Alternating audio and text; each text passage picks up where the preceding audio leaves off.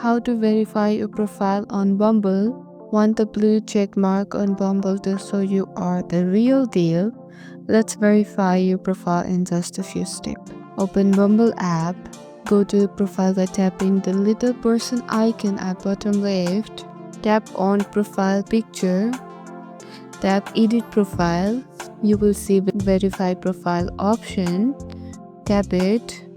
Bumble will now ask you to take a selfie to match your photo.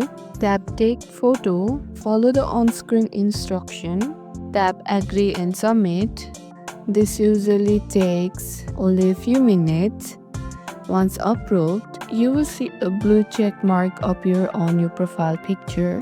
That means your account is officially verified, and that's it. Now you will know you are authentic, making it easier to connect and build trust.